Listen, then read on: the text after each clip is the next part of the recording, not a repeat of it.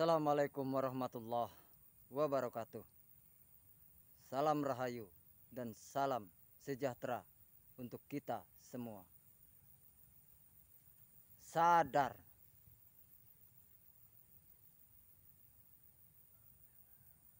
Kalau dalam sudut pandang saya ada pesan di dalam kalimat tersebut.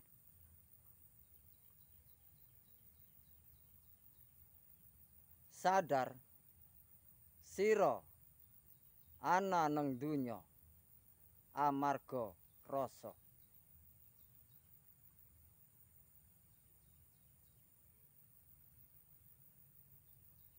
Rasa,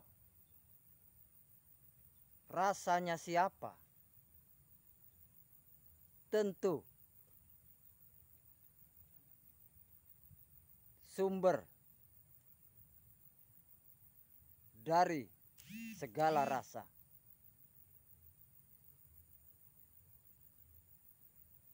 Siapakah dia? Sang pencipta alam semesta dan seisinya. Siapapun panjenengan memberikan nama, yaitu Tuhan.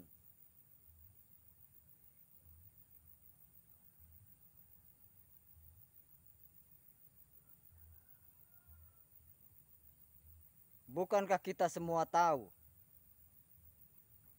alam semesta dan seisinya diciptakan karena Dia ingin kita kenal.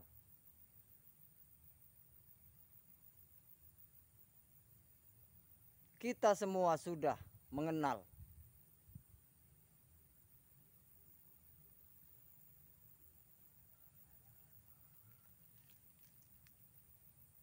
Tapi baru mengenal saja.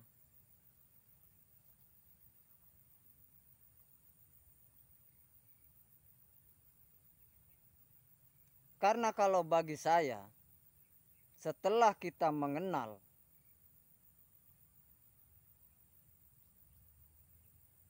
tentu ada kelanjutannya. Maka saya harus bertemu. Itu kalau bagi saya. Tapi kalau bagi panjenengan, dengan mengenal saja sudah cukup.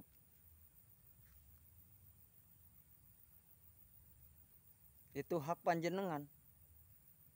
Itu tentang pilihan panjenengan.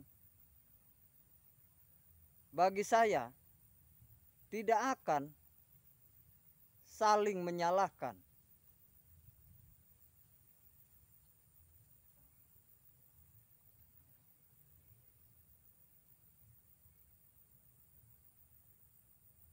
Titik awalnya kita diciptakan karena rasa sang pencipta yang ingin dikenal. Setelah itu, bermula dari Nabi Adam sampai kepada kita sekarang. Dan kita tercipta melalui peran atau rasa yang dititipkan kepada dua makhluk yang berbeda, yaitu orang tua kita. Lewat merekalah kita tercipta.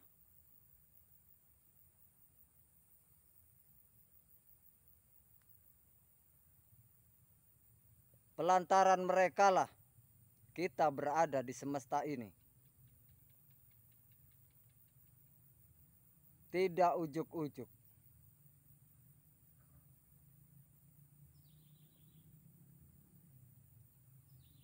Kedua orang tua kita dititipi rasa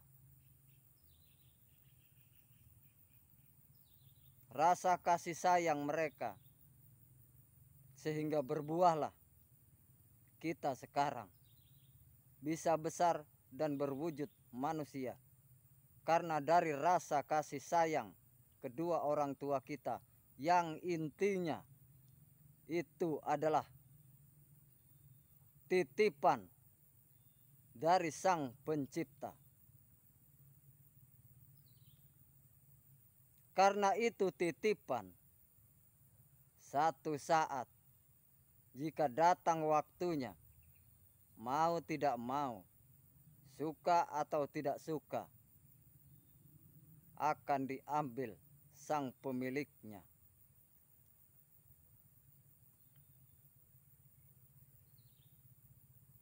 Sebenarnya sederhana hidup ini. Kalau dalam sudut pandang saya, tidaklah rumit. Kita bisa berjalan di mana saja, di jalur yang kita ketahui dan kita yakini kebenarannya.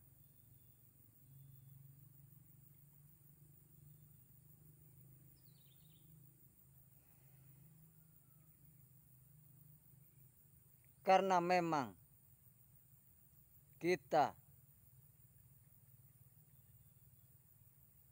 diciptakan dari bahan-bahan yang berbeda.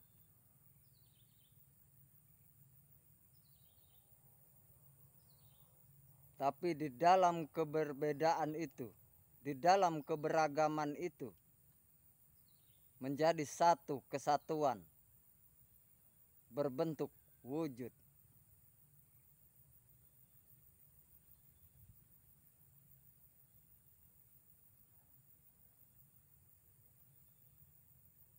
Coba kita perhatikan wujud. Di alam semesta ada tumbuhan. Di alam semesta ada binatang. Di alam semesta ada air, ada api, dan ada bumi atau tanah. Coba kita perhatikan wujud kita, asal usulnya.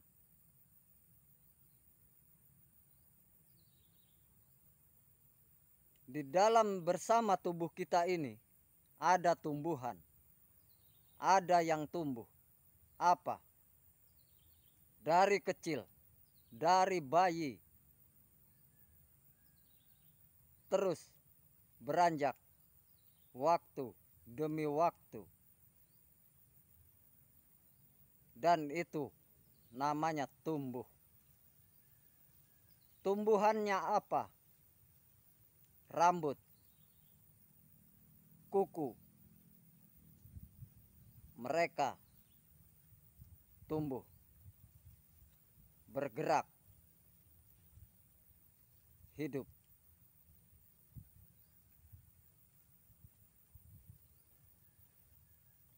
Sudah jelas air ada di dalam wujud kita. Api ada. Angin ada. Dan tanah pasti ada. Api di dalam diri kita. Ego, pamrih, arogan, pemarah,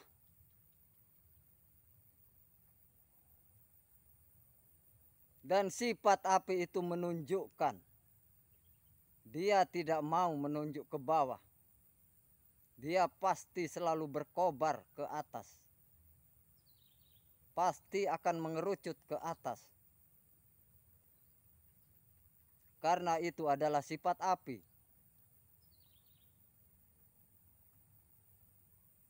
Ketika kita selalu ingin benar, tidak mau disalahkan, merasa benar sendiri, itulah sifat api.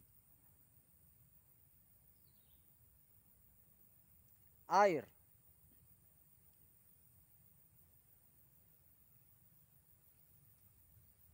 Air itu akan mengalir ke tempat yang lebih rendah. Tidak akan pernah ada air yang mengalir dari bawah ke atas, terkecuali kita peralat. Itu sudah lain cerita. Ini tentang hukum alam. Air tetap akan mengalir ke bawah, ke tempat yang lebih rendah dari posisinya. Ketika kita bisa mengalah, bisa mengerti, bisa memahami pendapat orang lain, dan selalu menundukkan kepala kepada semua, itu sifat air.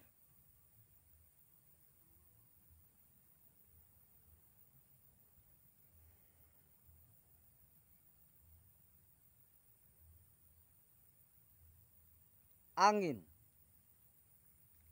dia memenuhi semesta. Kemana kita bergerak, di situ ada. Dia tidak pernah menempat.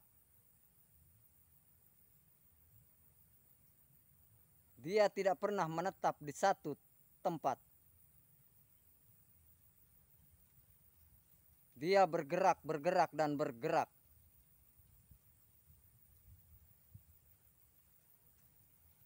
Ketika kita berperilaku bergerak, bergerak, dan bergerak, tentu dalam hal yang positif, itulah salah satu sifat angin. Tanah, bumi ini adalah bahan dari wujud kita.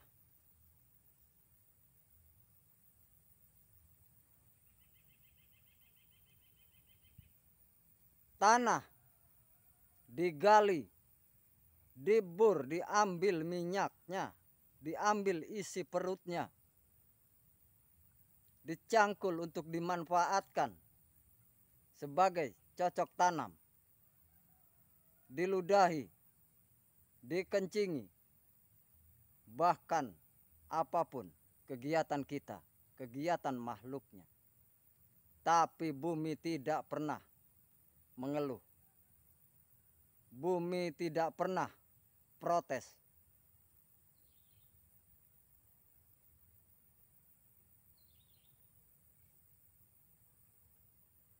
Tapi ketika tidak ada keseimbangan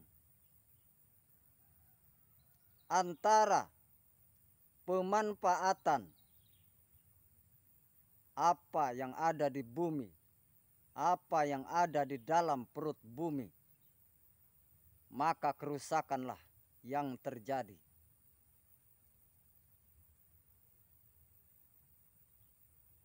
Ketika kerusakan itu terjadi,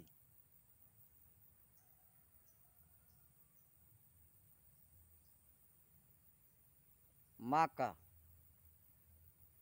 ada bencana lumpur lapindo, bumi murka, mengeluarkan isi perutnya. Karena apa? Karena berlebihan.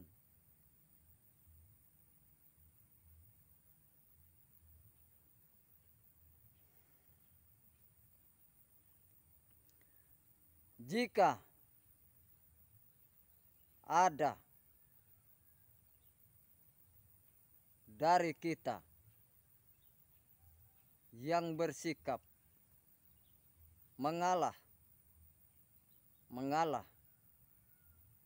dan mengalah apapun yang terjadi dalam lika-liku hidup. Itulah salah satu dari sifat bumi. Tapi bukankah bumi juga bisa murka?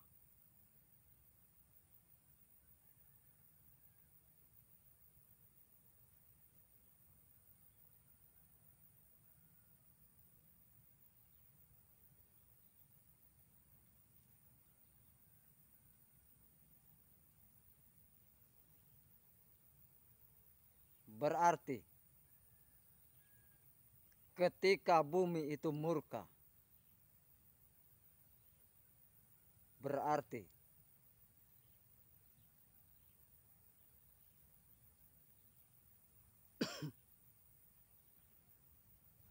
ada hawa yang harus dikeluarkan, emosi, tumpukan emosi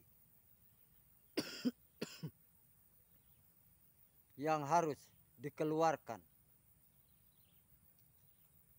Dan apa akibatnya? Makhluk hiduplah yang akan menjadi korbannya.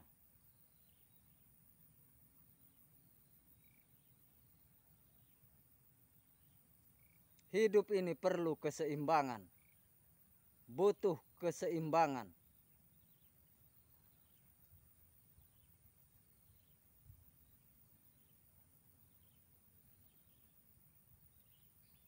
Karena keseimbangan itu adalah timbangan. Ada salah, ada benar. Ada merah, ada putih. Dan seterusnya. Itulah berpasangan. Ketika ada kerusakan, tentu harus dibarengi dengan perbaikan. Karena kalau tidak, makhluk hidup itu sendiri yang akan kena dampaknya. Dari mana sumber dampak itu? Dari makhluk itu sendiri yang tidak seimbang dalam bersikap dan bertindak. Ini sudut pandang saya. Mohon maaf jika ada yang tidak berkenan. Wassalamualaikum warahmatullahi wabarakatuh. Salam rahayu dan salam sejahtera untuk kita semua.